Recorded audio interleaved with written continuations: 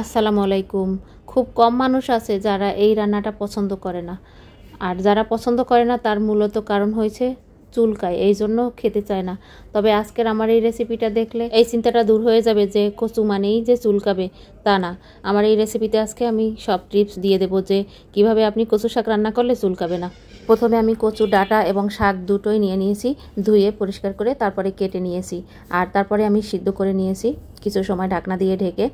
লো ফ্লেমে, খুব হাই ফ্লেমে দিলে নিচে লেগে যাবে, তাই মিডিয়াম লো ফ্লেমে দিয়ে কচু সিদ্ধ করে নিয়েছি। প্রায় আধা সিদ্ধ হয়ে গেলে এরপর আমি ঢাকনা খুলে লবণ, কাঁচামরিচ আর বোম্বাই মরিচ, যেটা অনেক এলাকায় নাগামরিচ নামেও চিনে, এটা কুচি করে আমি দিয়ে আবার ঢাকনা দিয়ে ঢেকে সিদ্ধ করে নিয়েছি।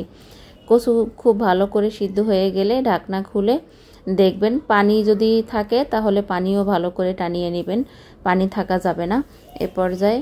এরপরে যখন পানিটা খুব ভালো করে শুকিয়ে যাবে তখন খুব ভালো করে একটা খুন্তি বা একটা যে কোনো একটা ঘুটনি দিয়ে ভালো করে ঘুটে নেবেন।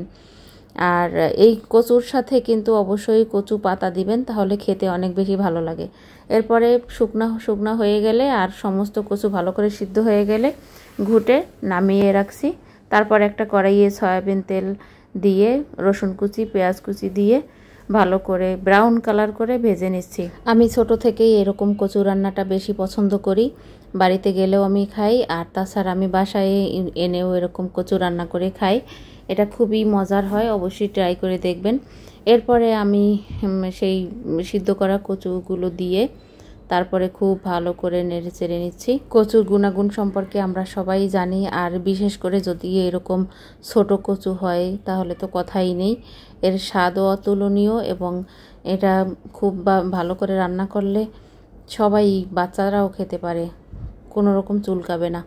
এরপরে খুব ভালো করে আমি নাড়াচাড়া করে, একটু লবণ কম হয়েছিল তাই আমি আরেকটু লবণ দিয়ে দিচ্ছি, দিয়ে আবারও খুব ভালো করে নাড়াচাড়া করে ভেজে নিচ্ছি। আর একটু বেশি সময় ধরেই এই কাজটা করতে হবে, কেননা কচুতে একটু পানি থেকে গেলে চুলকানোর সম্ভাবনা থাকে। এরপরে আমি আবারও ঢাকনা দিয়ে ভালো করে ঢেকে রেখেছি, প্রায় দমের মতো রেখেছিলাম লো ফ্লেমে দিয়ে। আবার এখন ঢাকনাটা খুলে খুব ভালো করে নেড়ে নিচ্ছি যাতে কড়াইয়ে লেগে না যায়। এরপরে আমি দিয়ে দিচ্ছি লেবুর রস। এখানে আমি 1 পিস লেবুর রস দিয়ে দিচ্ছি। আর এই লেবুর রসটা দিলে যদি চুলকানোর কোনো সম্ভাবনা থাকেও তাও চলে যাবে।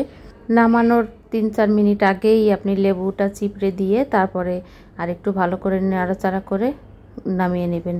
গরম ভাতের সাথে খাবেন, অনেক বেশি মজা হয়।